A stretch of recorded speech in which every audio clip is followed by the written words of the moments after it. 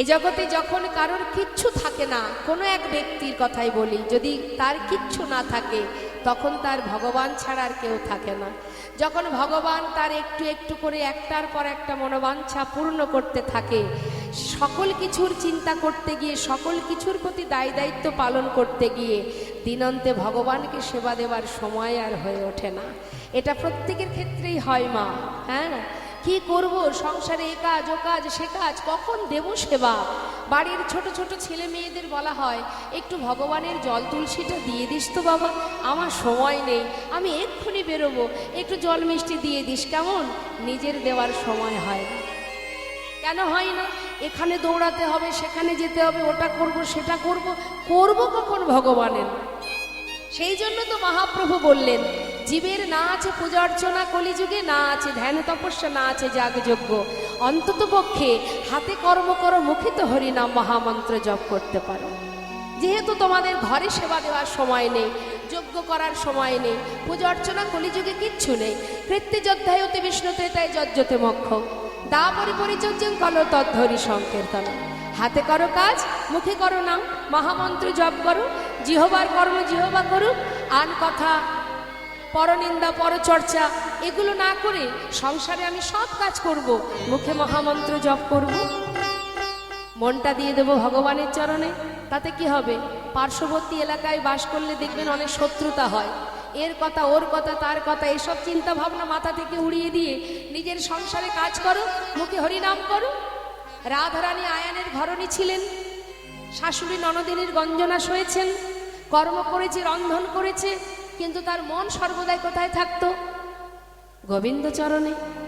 ঠিক তুমিও কর্ম করো, তোমার যা যা দায়িত্ব আছে পালন করো, মুখে তো তুমি হরিনাম মহামন্ত্র জপ করতেই পারো। অন্যান্য যুগে তো এ নিয়ম ছিল না। অন্যান্য যুগে ছিল যজ্ঞ করতে হবে, ধ্যান করতে হবে, তার বাবা অনেক দিন আগে থেকেই তার পরিকল্পনা করতে হতো। কিন্তু কলিযুগে কোনো নিয়ম আছে না, যেখানে থাকবে অপবিত্র পবিত্র বা সর্ববস্থাঙ্গত বা যশ্বরে পুণ্ডরীকাক্ষ সবার জপান্তর সূচি। সূচি অসুচি পবিত্র অপবিত্র যেখানে থাকো যেমন থাকো কোনো ব্যাপার নেই, মুখে হরিনাম জপ করো। যখনই হরিকে স্মরণ করবে সঙ্গে সঙ্গে সেই মুহূর্তেই তোমার ভিতর বাহির পবিত্র হয়ে যাবে। সেই জন্যই দিয়েছে মা, এই কারণেই দিয়েছে যে হরিনাম করো, নাম ছাড়া গতি নেই। তুলুন দেখি সবাই মিলে একবার দুহাত। কষ্ট হচ্ছে না তো? তুলুন, সবাই হাত তুলুন। সবাই মিলে আমরা একটু গাইব কেমন? ছলো ছলো নয়নে হাসি মাখা বদনে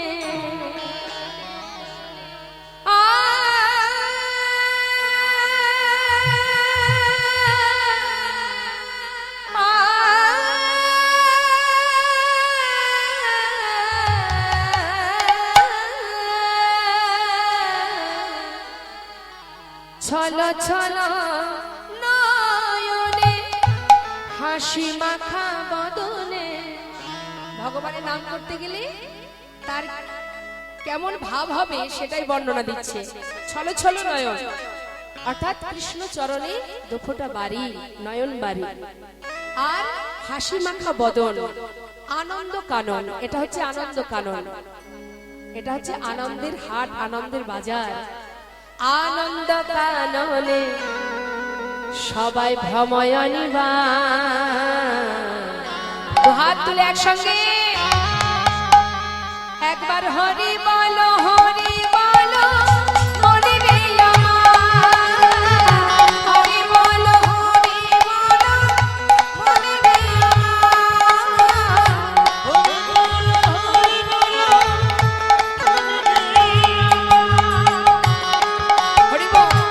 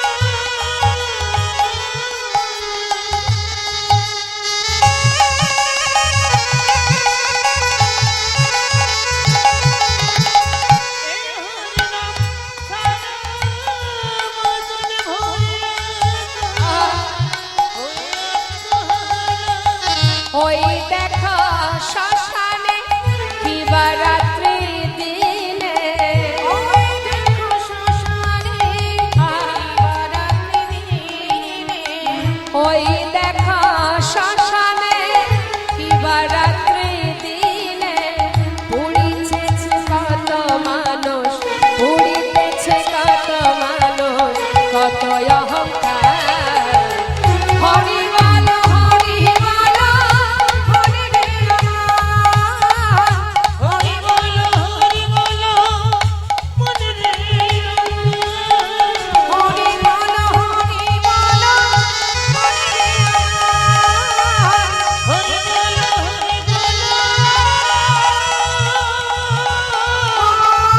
মনে রে রাম। নিতাই গৌর হরি বল হরি বল।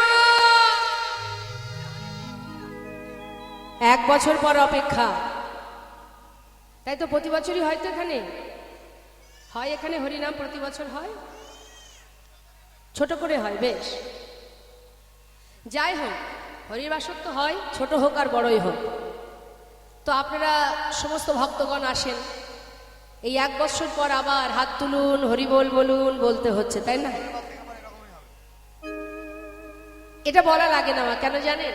অভ্যাস। যে যেটা অভ্যাস করবে সেটা বলার আগেই হয়ে যাবে। একজন শাখা বিক্রেতা প্রতি বছর শাখা, মনে করুন 30-40 বছর ধরে শাখা বিক্রি করে, পাড়ায় পাড়ায় শাখা বিক্রি করে। একটা সাধারণ দৃষ্টান্ত দিচ্ছি আপনাদের।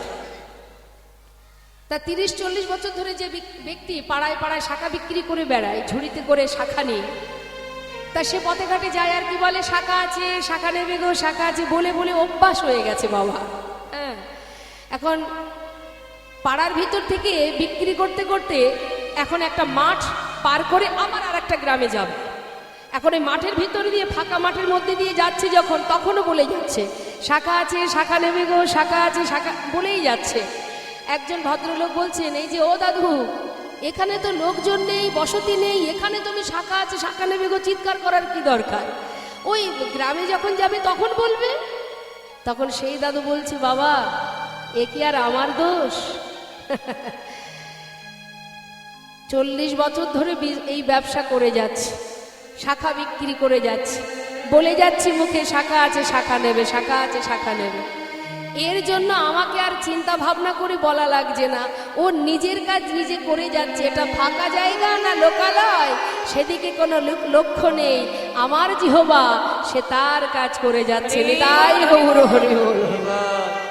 তাই এটা অভ্যাস বাবা। প্রতিদিন সন্ধ্যাবেলায় যদি কোনো ব্যক্তি ঠাকুর ঘরে সন্ধ্যা দেওয়ার পর একটু গীতা খুলে গীতা পাঠ করে বা করতাল বাজিয়ে হরিনাম করে, বেশি না, আপনি 15 দিন করুন, 15 দিন পর 16 দিনের দিন যদি আপনি না করেন, আপনাকে সময় জানিয়ে দেবে, আহা হা, আজ আর একটু গীতা পাঠ করতে পারলাম না, ভগবানের নাম করতে পারলাম না, সময় বলে দেবে আপনাকে।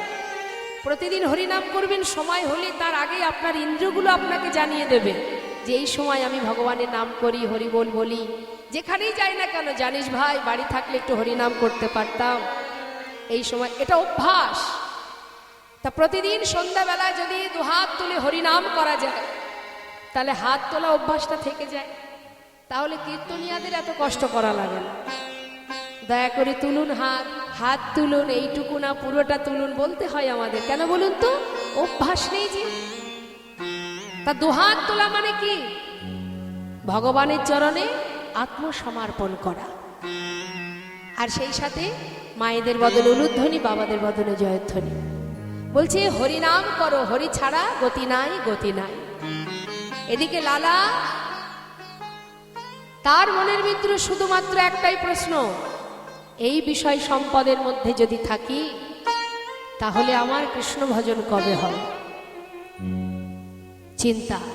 সময় কতটুকু আছে কে বা জানে, আমরা নিজেরা জানি না। রাজা পরীক্ষিত জানতেন 7 দিন তিনি এখনো বাঁচবেন, তাই তো বাবা? মনীষাগ্রস্ত রাজা পরীক্ষিত, তিনি জানতেন 7 দিন বাঁচবেন, কিন্তু আমরা এখনো কেউ বলতে পারবো না যে আমরা 7 দিন এখনো বাঁচবো। এটুকু গ্যারান্টি কেউ এখনো দিতে পারবো না। পারবেন? বলতে পারবেন যে এখনো 7 দিন আমরা বাঁচবো? আপনি বাঁচবেন? তাহলে আমাদের সময় এখন আছে, একটু পরে নাও থাকতে পারে, কে জানে। সবাই তো লাইনে দাঁড়িয়ে আছি, কখন যে ডাক দেবে কাকে কে বা জানে। তাহলে আমাদের করণীয়টা কি? কি করা উচিত আমাদের? সংসারের বিষয় সম্পদের মধ্যে ডুবে থেকে অনিত্য বস্তুকে নিয়ে জীবনযাপন করে যাচ্ছি, এটা হলো গৌণ কারণ। আর মুখ্য কারণ কি? কৃষ্ণ ভজিবার তরে সংসারে আইলো। কি জন্য এসেছি মা আমরা? সংসারে কৃষ্ণ ভজন করব বলে। কোথায় এসেছি? সংসারে। তাহলে সংসার আগে থেকেই ছিল তো? আমরা যেখানে এসেছি সেখানে সংসার ছিল তো বাবা? তাহলে কখনো কখনো মানুষ দেখবেন ভুল করে বলে, আর ভাই কখন যাব কীর্তন শুনতে, সংসার করেছি, সংসার বসিয়েছি, সংসার পাতিয়েছি, এখন কি আর কীর্তন শুনতে যাওয়ার সময়? সংসারে অনেক কাজ, সংসার বসিয়েছি। সত্যি কি আমরা সংসার করেছি, নাকি সংসার আগে থেকেই ছিল? আমি যখন চলে যাব সংসার আমার সঙ্গে চলে যাবে? সংসার সংসারের জায়গায় থাকবে, শুধু আমিই চলে যাব। তাই সংসার আমি করিনি, তার আগেই ছিল। আমার পিতাও করেনি, তার আগে সংসার ছিল। সেই কারণেই শাস্ত্রে বলছে কৃষ্ণ ভজিবার তরে সংসারে আইনু। এসেছি সংসারে কি জন্য? কৃষ্ণ ভজন করব বলে। ভগবানকে তো বলিনি ভগবান পিশাচকুল, কীটকুল, পশুকুল, বৃক্ষকুল, কৃমি কীট করে আমায় জন্ম দিও না, আমাকে মানব জন্ম দাও, ভাবে গিয়ে যাতে সুন্দর একটা সংসার করতে পারি। বলেছিলাম এ কথাটা? কি বলেছিলাম? মানব জন্ম দাও, সংসার যেন করতে পারি সুন্দর করে। এটা তো বলিনি। কি বলেছিলাম? যেন তোমার নাম করতে পারি, তোমায় ভালোবাসতে পারি। কিন্তু এখানে এসে সব উল্টো হয়ে গেল। মায়ামোহে এমন ভাবে আকৃষ্ট হলাম, ভগবানের সেবা পড়ে থাক, এখন মায়ার সেবা করে যাচ্ছি আমরা সবাই। সারাদিন মায়ার সেবায় ব্যস্ত আমরা। নিজে কখন একটু কর্ম করব, ভগবানের নাম করব, সে সময় খুঁজে পাচ্ছি না। তাই বৈষ্ণব মহাজন বলছেন, সময় করিয়া পথটি ধরিয়া যেবা চলে দ্রুতগতি। সময় থাকতে জানো তোমার হাতে কতটুকু সময় আছে তুমি জানো না। যতক্ষণ দেহে প্রাণ আছে একবার নাম করো। তাই লালা মনে মনে চিন্তা করছে, কে জানে আমার হাতে কতটুকু সময়, কি হবে আমার উপায়। চিন্তা করছে মা, কিন্তু তার সাথে সাথে জমিদারি রক্ষা তো করতেই হচ্ছে, জমিদারির সমস্ত দায় দায়িত্ব পালন করতে হচ্ছে। এখন খাজনা আদায়ের জন্য তাকে যেতে হচ্ছে গোটা রাজ্য পরিদর্শনে, আর প্রজাবর্গকে দর্শন করবে, খাজনা আদায় করবে, পালকি চেপে যাত্রা করেছে লালা। জমিদার কৃষ্ণচন্দ্র পালকি চেপে খাজনা আদায় করতে করতে সারাদিন চলে গেল। বেলি অবসান কাল। কোন সময়টা মা? বেলি অবসান, যেটাকে বলা হয় গোধূলি সময়। হ্যাঁ, গোধূলি বেলা, এটাকে বলা হয় বেলি অবসান কাল। মানে না দিনের আলো শেষ আর সন্ধ্যা আগত, ঠিক সেই সময় লালা ফিরছে, পালকি চেপে ফিরছে লালা। আর এদিকে ধোপার মেয়ে, মানে যারা কাপড় কাচে তাদের কি বলা হয়? ধোপা বা রজক। এই ধোপার মেয়ে চিৎকার করে তার বাবাকে বলছে, আগেকার সময় তো এত ডিটারজেন্ট পাউডার ছিল না কাপড় কাচার জন্য। আগেকার সময় নিয়ম ছিল কলার পাতা, শুকনো কলার পাতাকে বলা হয় বাসনা। সেই বাসনাকে পুড়িয়ে যদি খার তৈরি হতো, সেই খার দিয়ে, মানে সেই ছাই দিয়ে কাপড় পরিষ্কার করা হতো। ধোপারা ওটাই করত। তা রজক কন্যা মানে ধোপার মেয়ে ডাকছে বাবাকে, বাবু গো, বাবু গো, বেলা যায়, বাসনায় আগুন দাও। কি বলছে মা? বেলা যায়, বাসনায় আগুন দাও। আর পালকি চেপে ফিরছে লালা, পর্দা সরিয়ে শুনছে বেলি অবসান কাল। কে যেন বলছে, বেলা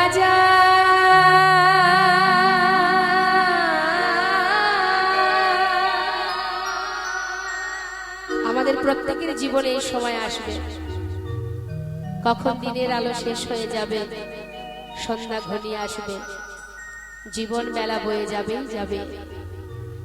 তাই শুধু লালা নয়, জগৎ জীবকে শিক্ষা দিচ্ছে, ওরে জীব বেলা যায়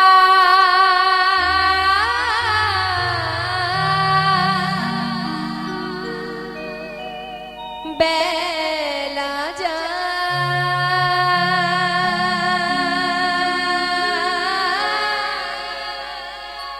বেলা যায়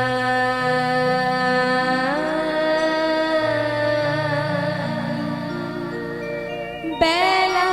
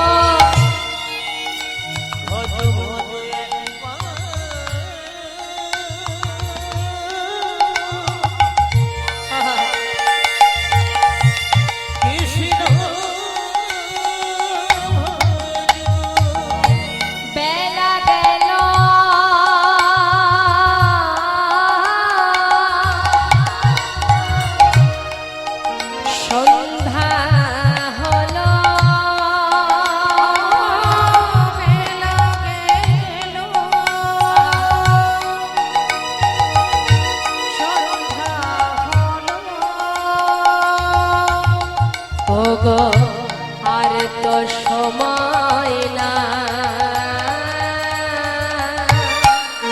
বেলা যায় বেলা যায় বেলা যায় বেলা যায় বেলা যায় নিতাই গৌর হরি বল বেলা যায় বেলা যায় বেলা যায়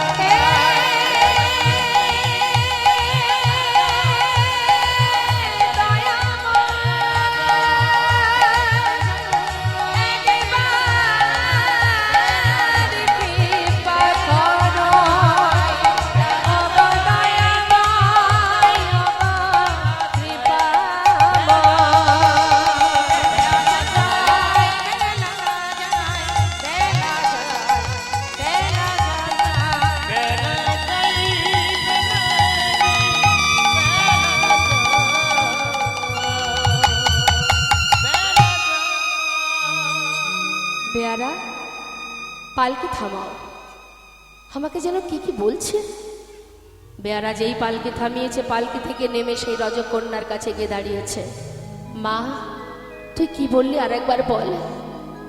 রজকন্যা মানে ধোপার মেয়ে, সে তো রাজাকে, জমিদারকে দেখে থরহরি কাঁপছে। বাবা, আপনাকে কিছু বলিনি বাবু আমি। না না, তুই যেন কি বললি বল, আর একবার বল। বাবু, আমি বলেছি বেলা যায় বাসনায় আগুনে দাও। না না, তুই কথা বলিস নি।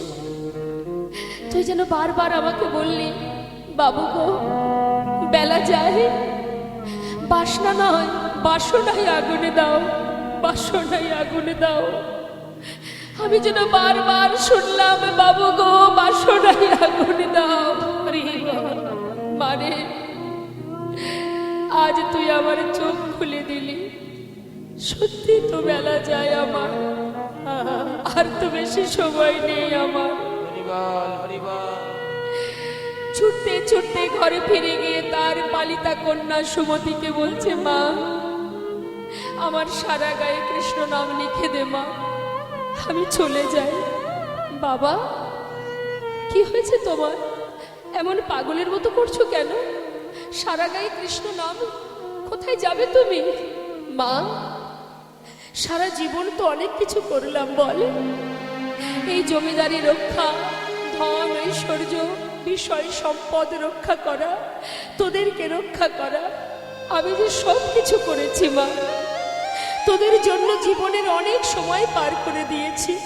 আর যে কটা দিন আছে, দে না মা, আমায় ছেড়ে দে। এবার আমি আমার কাছে, আমার আপনজনের কাছে যাই, আমার ঘরে আমি ফিরে যাই।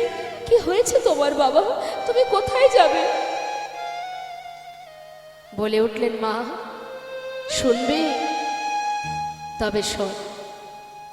যাব রে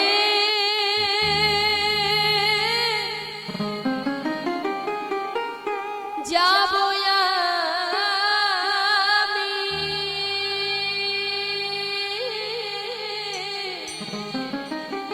কৃষ্ণ ভজনে যাব আমি, মধুর বৃন্দাবনে।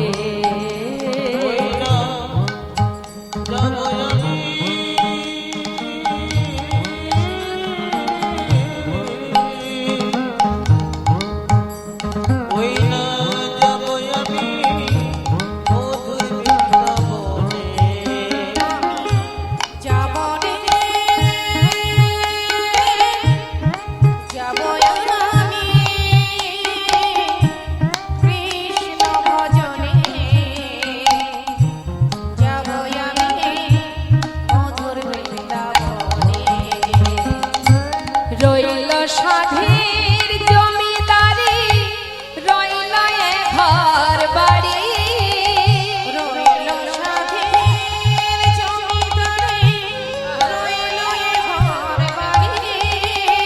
বৃন্দাবনে চলে যাব সব কিছু ছাড়ি।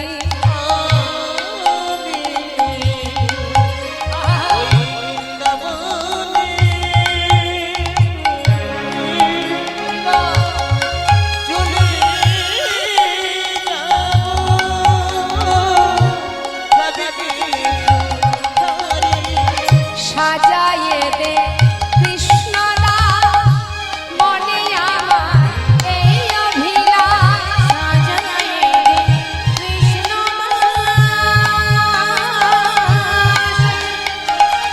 মনে আমার এই অভিলাষ। আমি হব বৃন্দাবনে, আমি হব বৃন্দাবনে,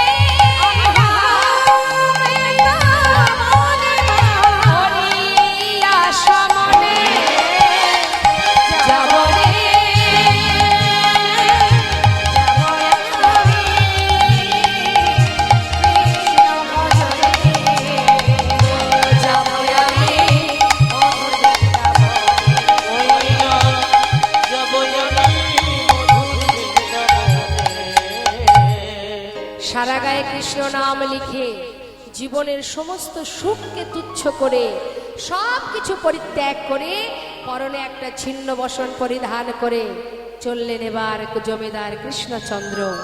মুখে কৃষ্ণ নাম, কৃষ্ণ কৃষ্ণ কৃষ্ণ কৃষ্ণ গাইতে গাইতে যাচ্ছে বাবা মুর্শিদাবাদ ছেড়ে শ্রীধাম বৃন্দাবন। তাহলে মা, আমরা ভগবানকে ভালোবাসি কেন? ভগবানকে বাড়িতে আনি কেন? সেবা দিই কেন? যারা দেখবেন পড়াশোনা করে বা গান বাজনা করে, তাদের বাড়িতে সরস্বতী মাকে এনে পূজা করা হয়, তাই না? এর পিছনে কিন্তু উদ্দেশ্য আছে। মা যদি আশীর্বাদ করেন, বিদ্যা বুদ্ধিতে যদি আমার সন্তান ভালো হয়, আগামীতে ছেলে আমার বা মেয়ে আমার চাকরি বাকরি করবে, আমরা সুখে থাকব। যেখানে কলকারখানা আছে, যেখানে গাড়ি ঘোড়া আছে, সেখানে বিশ্বকর্মা ঠাকুরকে এনে পূজা করা হয়, তাই তো? তাহলে সব কিছুর পিছনে একটা উদ্দেশ্য থাকে, উদ্দেশ্য নিয়ে ভগবানকে ভালোবাসা হয়। তা সেই উদ্দেশ্যটা কি? সেই উদ্দেশ্যটা হচ্ছে নিজেদের সুখ কামনা করা। কিন্তু আজকে সমস্ত সুখকে তুচ্ছ করে দিয়ে লালা চললেন গোবিন্দ চরণ পাওয়ার আশায়, ছিন্ন বসন পরিধান করে মুখে কৃষ্ণ নাম গাইতে গাইতে নামকে সম্বল করে। এই হচ্ছে ভক্তের লক্ষণ। কখনো সুখ কামনা করতে নেই মা। হে ভগবান সুখ দাও, সুখ দাও। আচ্ছা বলুন তো, সুখেই কি শান্তি? জীবের একটা স্বভাব আছে। জীবের স্বভাব কি? যেটা আছে তার কাছে সে সেটাতে খুশি হয় না, যেটা তার কাছে নেই সেটা পাওয়ার জন্য তারা সবাই ছুটে যায়। এটা দেখবেন জীবের স্বভাব। যেটা নেই সেই দিকে ছুটবে, যেটা আছে তাতে খুশি হবে না।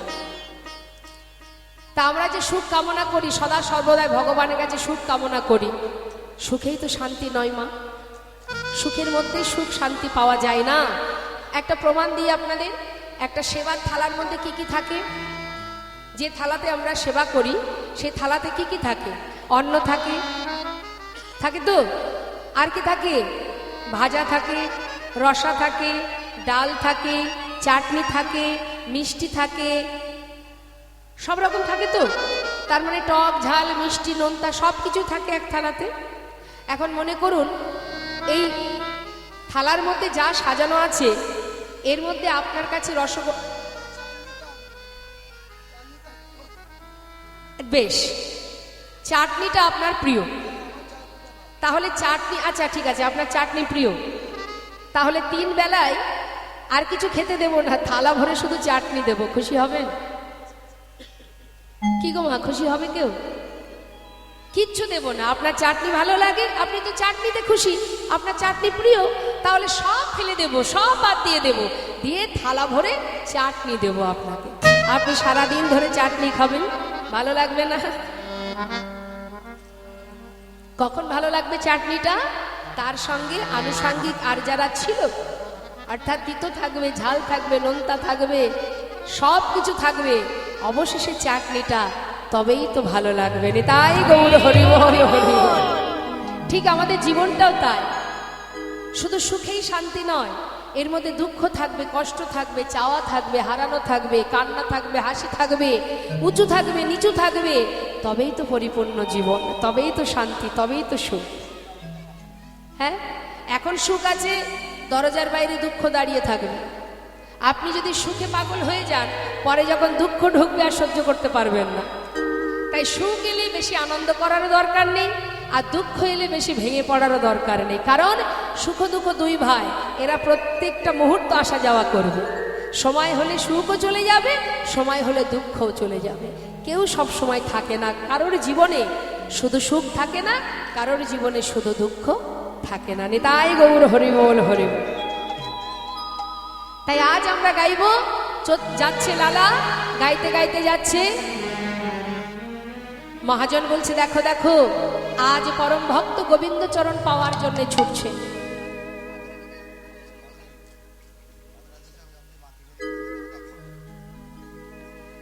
পথ চলিতে আর বলিতে, সবাই মিলে হাতে তালি দিয়ে একসঙ্গে। পথ চলিতে আর বলিতে, আর বলিতে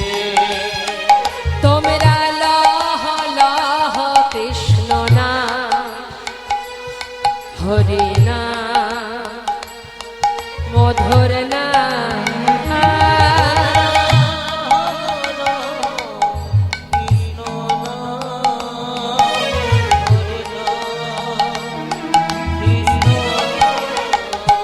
তোমরা লও লও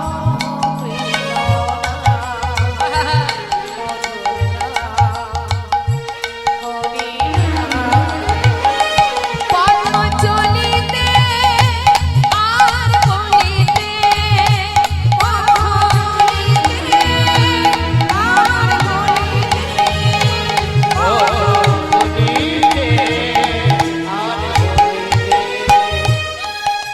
স্বর্ণমুখী আধার রাত্রি আমি হয়েছি পথযাত্রী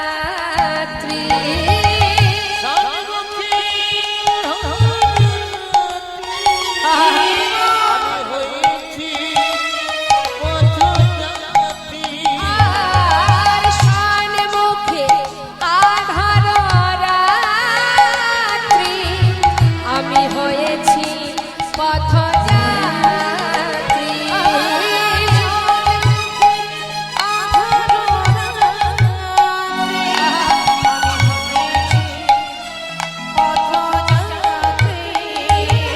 ওগ চলিতে রাধা মুখে বলিতে কৃষ্ণ নাম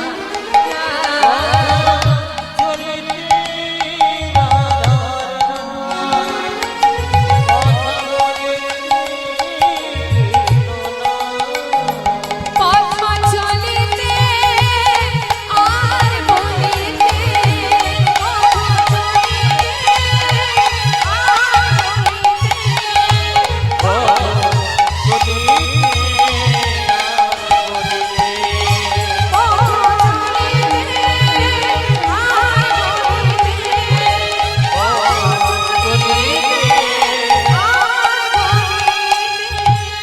প্রতি নিঃশ্বাসে প্রতি বিশ্বাসে প্রতি অস্তিতে প্রতি যন্ত্রিতে প্রতি নিঃশ্বাসে প্রতি বিশ্বাসে প্রতি অস্তিতে প্রতি যন্ত্রিতে লহ লহ লহ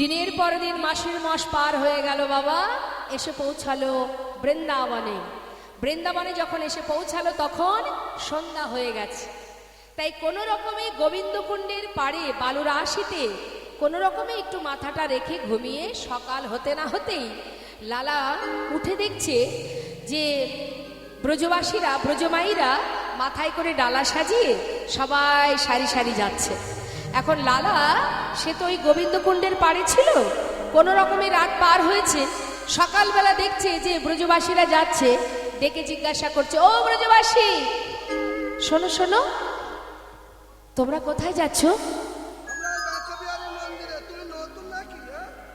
হ্যাঁ ও দেখো আমি তো পথঘাট চিনি না আমাকে একটু তোমার সঙ্গে তোমাদের সবার সাথে নিয়ে যাবে কেন নিয়ে যাব না চলো আচ্ছা কিন্তু আমরা সবাই মিলে যে নাম গাইবো তুমিও আমাদের সঙ্গে সেই নাম গাইতে গাইতে চলো বেশ কি নাম গাইতে হবে গাইছে মা বৃন্দাবনে কি নাম সবার মুখে রাধে রাধে ব্রজমাইরা সবাই পশরা নিয়ে মানে ডালা নিয়ে সব যাচ্ছে সারি সারি আর পিছনে যাচ্ছে জমিদার কৃষ্ণচন্দ্র সিংহ গাইতে গাইতে যাচ্ছে, আমরাও গাইবো। রাধে রাধে রাধে রাধে রাধে রাধে বল, রাধে রাধে রাধে রাধে রাধে রাধে বল, বলো রাধে। হাত তালি দিয়ে একটু হাত তুলে, হাত তুলুন, হাত তুলুন।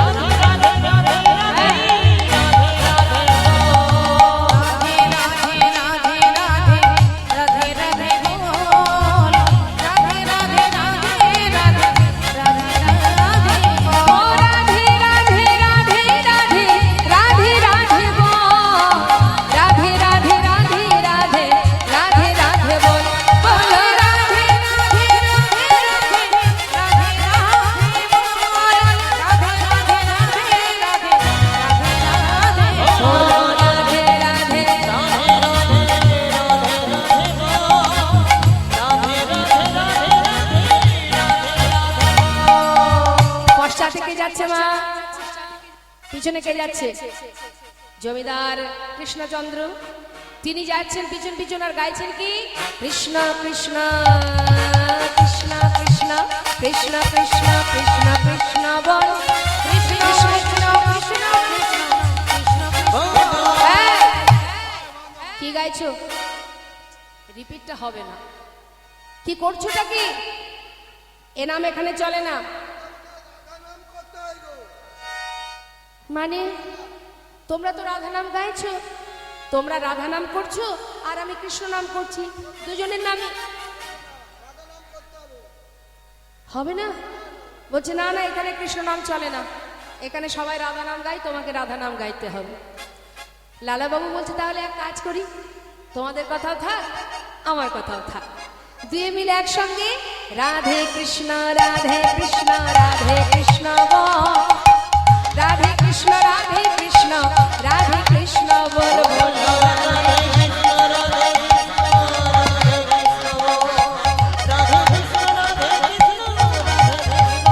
হ্যাঁ বৃন্দাবন কি। সবাই বলবেন রাধে রাধে বা রাধে কৃষ্ণ, আর আমি এক এক জায়গার নাম বলবো, কিন্তু মনের জোর তখনই হবে দু হাত যখন তুলবেন। তুলুন হাত, হ্যাঁ জোরে জোরে বলবেন বৃন্দাবন কি। শুনতে পাচ্ছি না, এক একজন এক এক সময় বললে হবে না, তালে তালে বলতে হবে তো, কেমন? হাতে তালি দিয়ে তালে তালে বলবেন বৃন্দাবন কি। আরেকটু জোরে, হ্যাঁ স্কেলে মিলছে না। বৃন্দাবন কি, যমুনা মাই কি, রাধা কুণ্ড কি, শ্যাম কুণ্ড কি, গোবিন্দ কুণ্ড কি, বিলাস বন কি, মধুবন কি, নিধুবন কি, কেশিঘাট কি, বংশীবন কি, মোহনবন কি, মাধবীবন কি, লৌহবন কি, কমরবন কি, কমলবন কি, ভন্ডবন কি, आगे पीछे दाहिने बाएं बोल बोल में ऊपर नीचे बोलो राधे राधे राधे राधे राधे राधे वो राधे राधे राधे राधे राधे राधे बोल, राधे राधे राधे राधे राधे राधे राधे राधे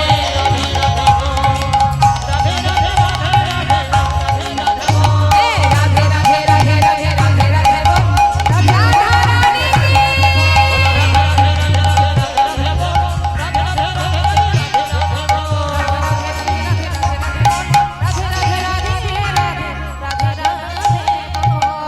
प्रेम से बोलिए बाके बिहारी लाल की, बाके बिहारी लाल की। কোথায় এলাম তাহলে? বৃন্দাবনে তো অনেক আগে এসেছি, এখন কোথায়? বাকে বিহারীর মন্দিরে। বাকে বিহারীর মন্দিরে সেবা হলো,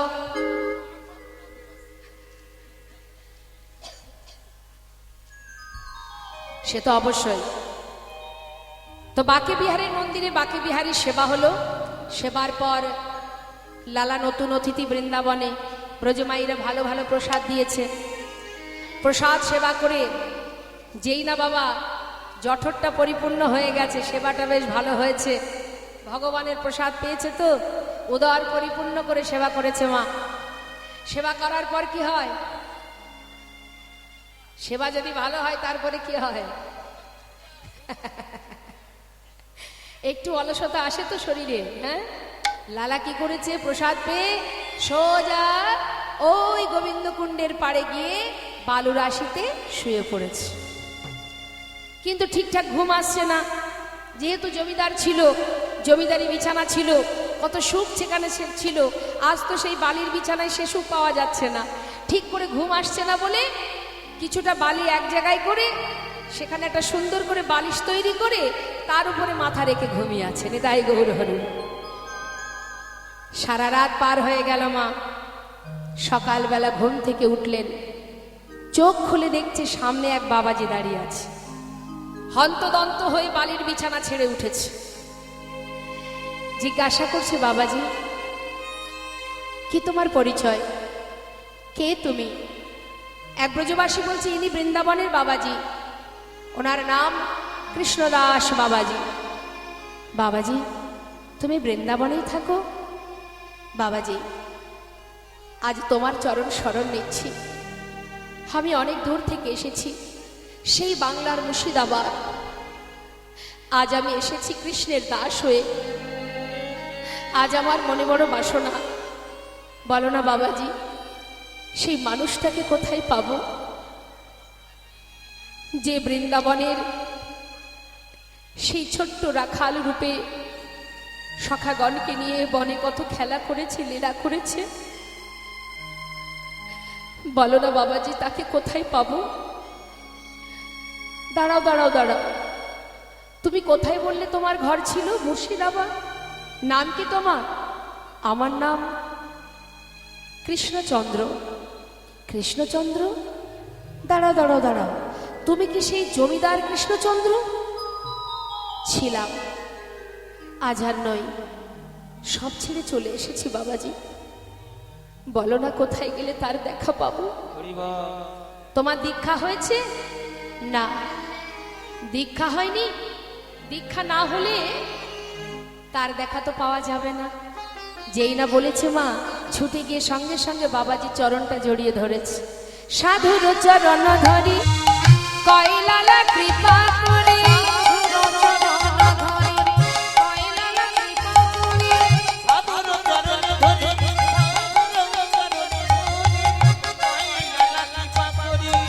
অধমেরে কর এই ভিক্ষা,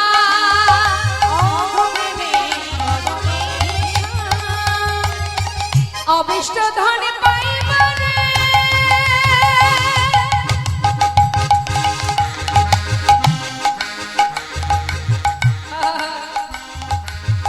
অবিষ্ট ধনে পাইবারে ঘর ছেড়ে এসেছি ঘরে।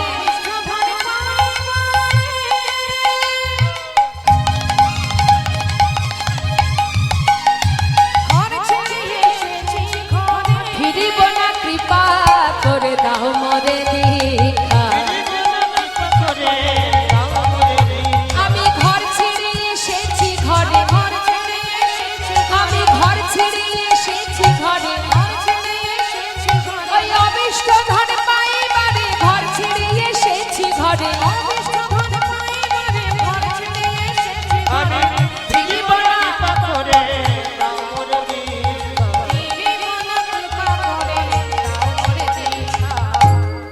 লালা, আজ থেকে তোমার নাম দিলাম লালা।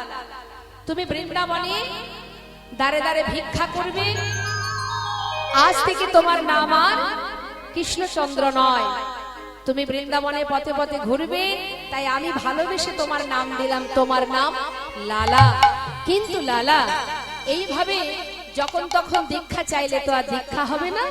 দীক্ষা নিতে গেলে তার উপযুক্ত সময় লাগে।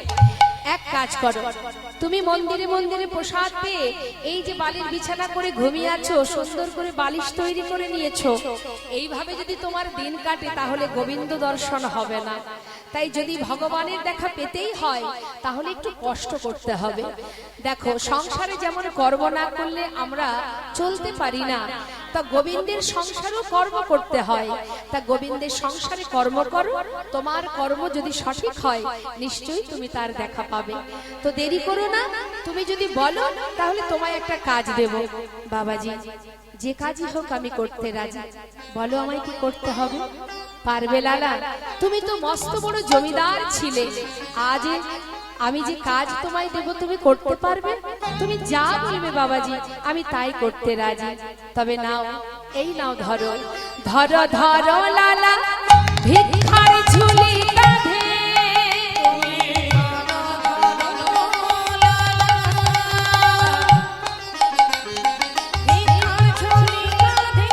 ঘুরে এসো দ্বারে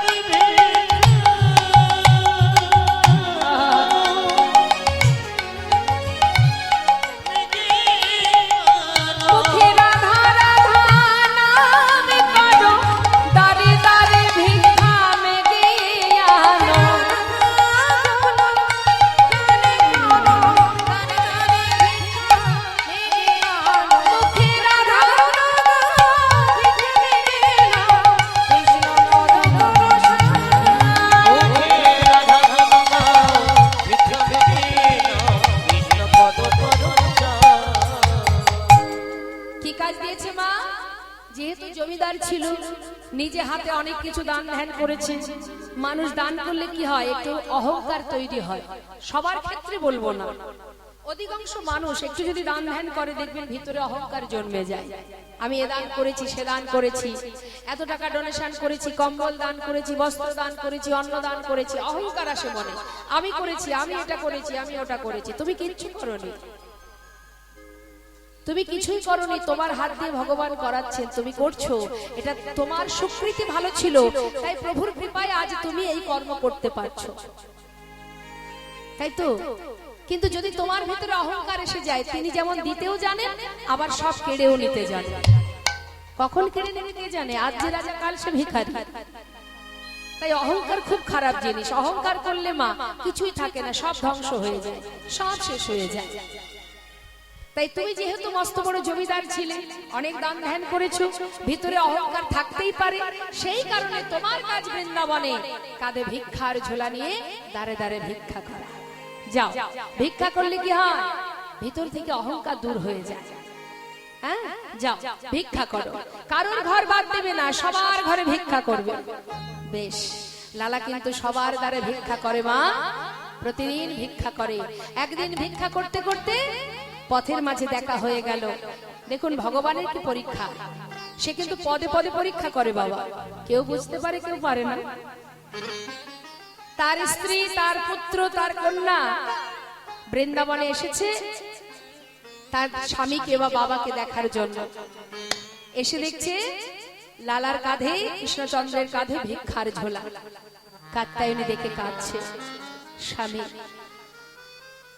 আমি কি দেখছি তোমার, যে এত বড় জমিদার, যার এত ধন ঐশ্বর্য, যে এত ধন সম্পদের মালিক, যার এত সুখ, আজ সমস্ত সুখকে তুচ্ছ করে একটা ভিক্ষার ঝুলি নিয়ে পাগলের বেশ। স্বামী তুমি ঘরে ফিরে চলো, স্বামী ঘরে ফিরে চলো। কাত্যায়নী আমি তো আর কোথাও যাব না, আমি তো আমার ঘরেই চলে এসেছি, শুধু আপন জনার দর্শন পাওয়ার অপেক্ষা। আমি আমার বাড়ি চলে এসেছি, আমি আর কোথাও যাব না। তোমরা যেখান থেকে এসেছো সেখানে চলে যাও। নারায়ণ বলছে বাবা তুমি যদি ফিরে না যাও তাহলে এখানে তোমার থাকার জায়গা করে দেব, একটা জায়গা করে দি। বেশ, তুই যদি করে দিস আমি আর কোনো বাধা দেব না, ওই অর্থে আমি আর হাত দেব না। একটা মন্দির নির্মাণ করলেন বাবা, যেটা আজও বর্তমান। আপনারা হয়তো বৃন্দাবনে গিয়ে দেখেছেন, রাধা কুণ্ডের পাশেই লালা বাবুর মন্দির। যাবেন, দর্শন করে আসবেন। আজও বর্তমান লালার মন্দির সেখানে আছে। সেখানে একটি বিগ্রহ স্থাপন করলেন, যার নাম কৃষ্ণচন্দ্রমা।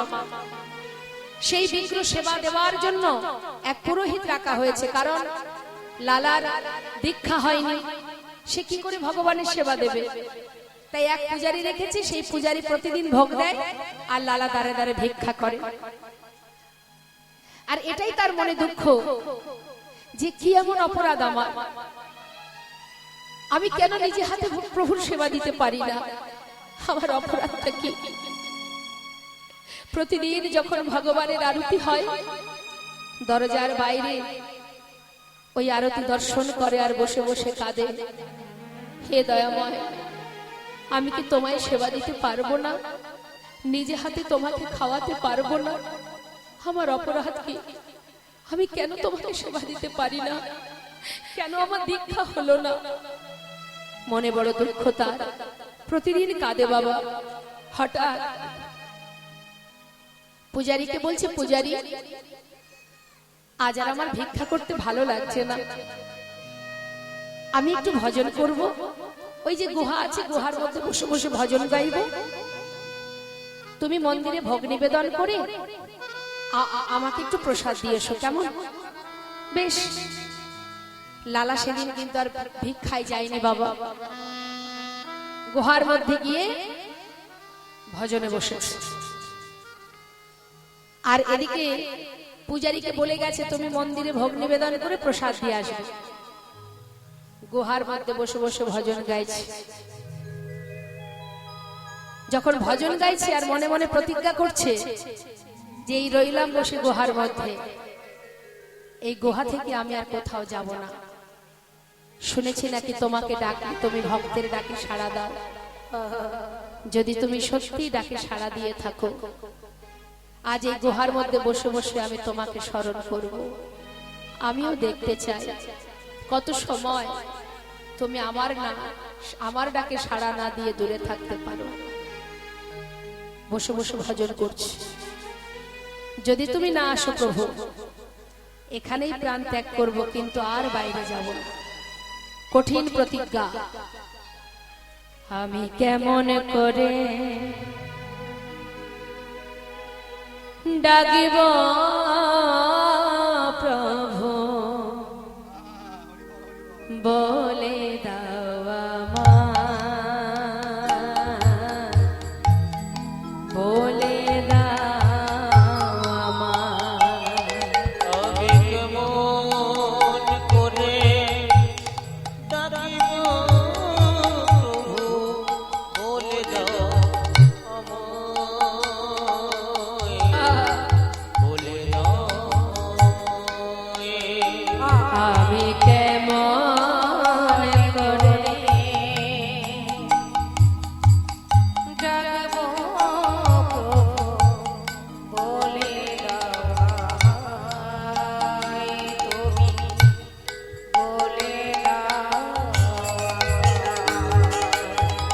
তুমি নাকি দয়াল হরি,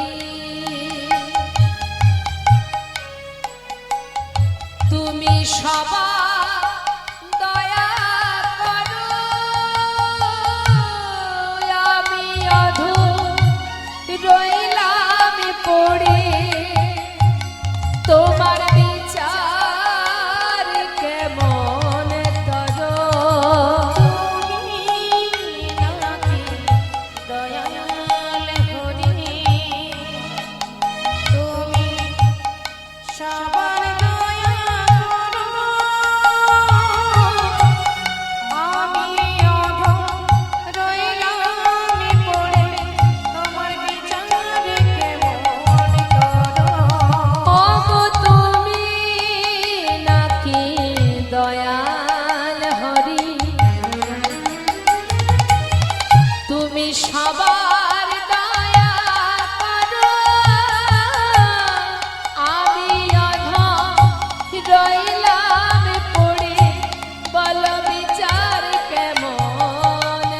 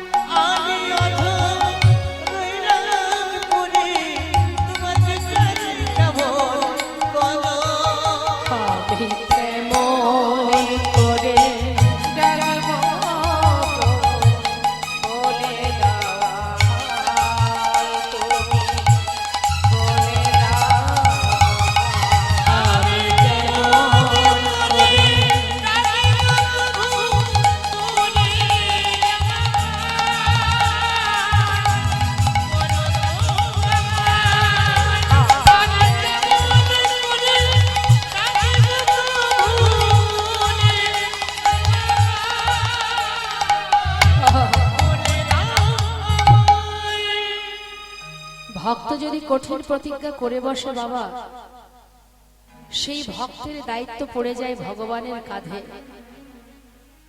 যদি কোনো ভক্ত কঠিন প্রতিজ্ঞা করে, নিজেকে সঁপে দেয় ভগবানের চরণে, আমার সুখে দুঃখে ভালো মন্দে সব দায়িত্ব তোমার, নিজেকে সঁপে দিলাম তোমার চরণে,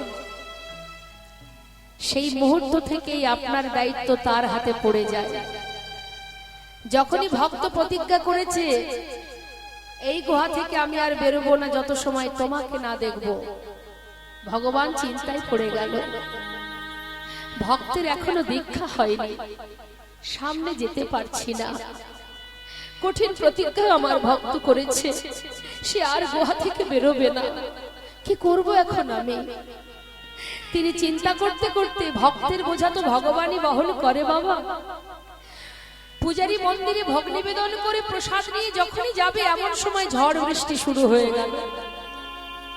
বৃষ্টি দেখে পূজারী ভাবছে এত বৃষ্টিতে যাব কি করে, এক কাজ করি, একটু বৃষ্টি বন্ধ হোক তারপরে যাব।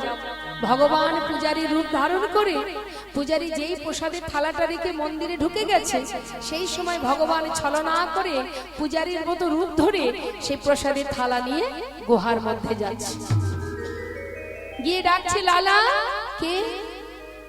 লালা, তোমার জন্য প্রসাদ এনেছি, প্রসাদ খেয়ে নাও।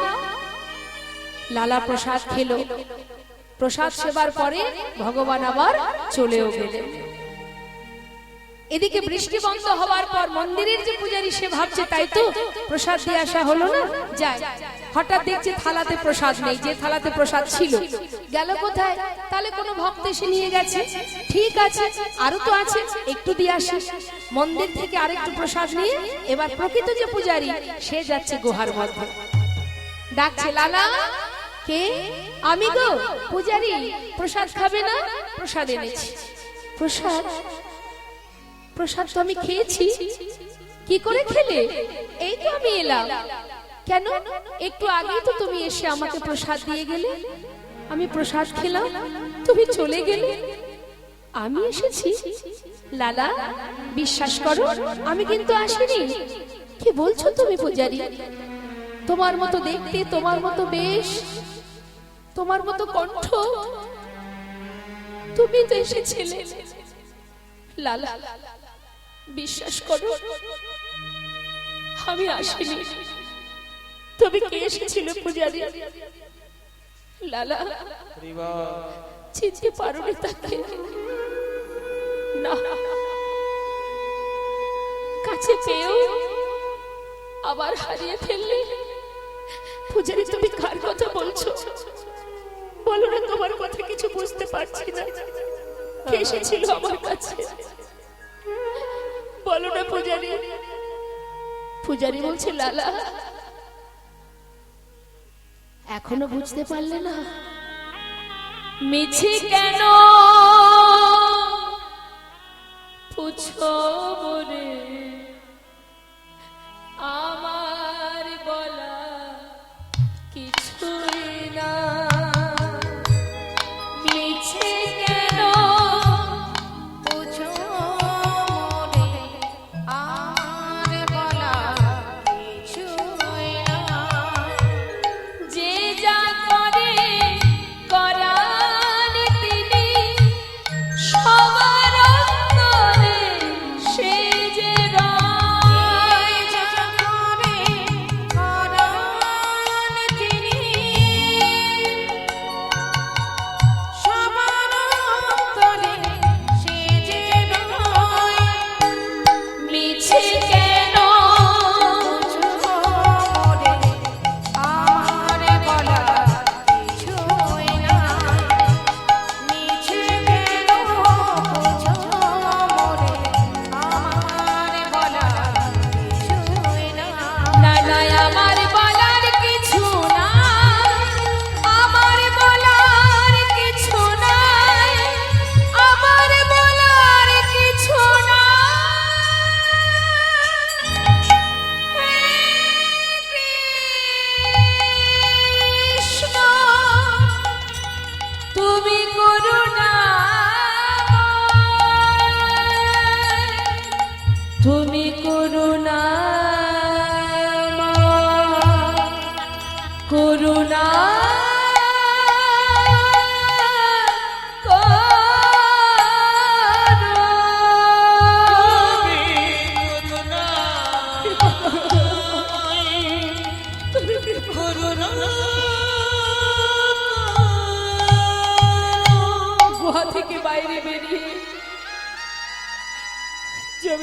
লালা বাবু ছুটতে ছুটতে সেই বাবাজির কাছে গিয়ে বাবাজির চরণ তলে আছাড় খেয়ে পড়েছে। বাবাজি জানো বাবাজি, তাকে কাছে পেয়েও আবার হারিয়ে ফেলেছি বাবাজি। আর যে সময় নেই আমার হাতে, একটিবার বলো না বাবাজি, কোন অপরাধ আছে আমার, কোন অপরাধের কারণে আজও তুমি আমায় দীক্ষা দিচ্ছ না? কেন আমার দীক্ষা হলো না বাবাজি? আমি যে তাকে কাছে পেয়েও আবার হারিয়ে ফেলেছি, বলো বাবাজি বলো। লালা, তোমাকে বলেছিলাম সবার ঘরে ভিক্ষা করতে। তুমি কি সবার ঘরে ভিক্ষা করেছো? করেছি। শুধু একজনের ঘরে আমি যাইনি, সে হচ্ছে জগৎ শেঠ। কেন যাওনি বাবাজি? ওদের সঙ্গে আমার একটু পুরানো দ্বন্দ্ব আছে। লালা, কি কারণে দ্বন্দ্ব? তুমি যখন জমিদার ছিলে, তোমার জমিদারি ছিল, তোমার দ্বন্দ্বও ছিল। আজ তোমার জমিদারি নেই, তুমি আর জমিদার নও, তাহলে দ্বন্দ্ব বিবাদ কেন থাকবে লালা?